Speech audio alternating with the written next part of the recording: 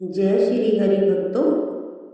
कहते हैं कि अगर सच्चे मन से भगवान विष्णु, कृष्ण और राधा रानी का नाम लेकर कामदा एकादशी का व्रत किया जाए तो जीवन की सबसे बड़ी मनोकामना भी पूरी होती है। और जो पाप वर्षों से पीछा नहीं छोड़ते वो भी एक ही दिन में समाप्त हो जाते हैं।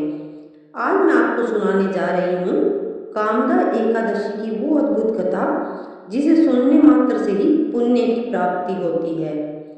प्राचीन समय की बात है, एक सुंदर नगर था रतनपुर। वहाँ एक राजा राज्य करता था जिसका नाम था पुंडरीक। उस नगर में अनेक सुंदर गंधर्व और अप्सराएं रहती थी।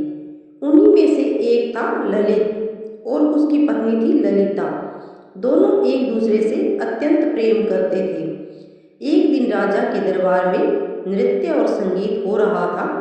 ललित गंधर्व गा रहा था लेकिन उसका मन अपनी पत्नी ललिता में लगा हुआ था। उसका ध्यान बार बार भटक रहा था।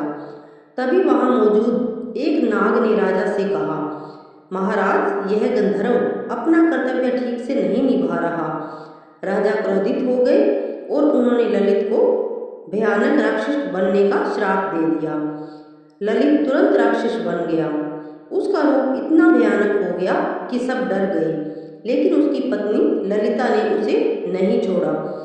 वह अपने पति के साथ जंगल जंगल भटकने लगी, दिन रात रोती रहती। एक दिन ललिता एक ऋषि के आश्रम में पहुंची और रोते हुए बोली, हे मुनिवर, मेरे पति को इस श्राप से मुक्त करने का कोई उपाय बताइए।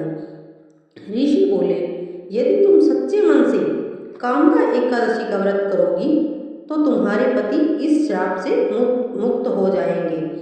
ललिता ने पूरी श्रद्धा से व्रत किया, भगवान श्री हरि से प्रार्थना की और जैसे ही व्रत का फल अपने पति को समर्पित किया तभी चमत्कार हुआ।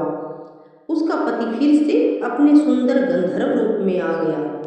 इस प्रकार कामदा एकादशी के व्रत से पाप नष्ट होते हैं, शाप समाप्त होते हैं और मनोकामनाएं पूर्ण होती है।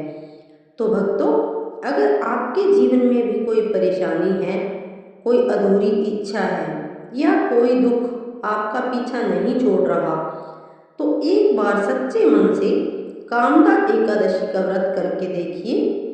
भगवान श्री कृष्ण और राधा रानी, भगवान विष्णु, माँ लक्ष्मी आपकी हर मनोकामना पूरी करेंगे। राधे राधे बोलिए और इस कथा को जरूर शेयर कीजिए।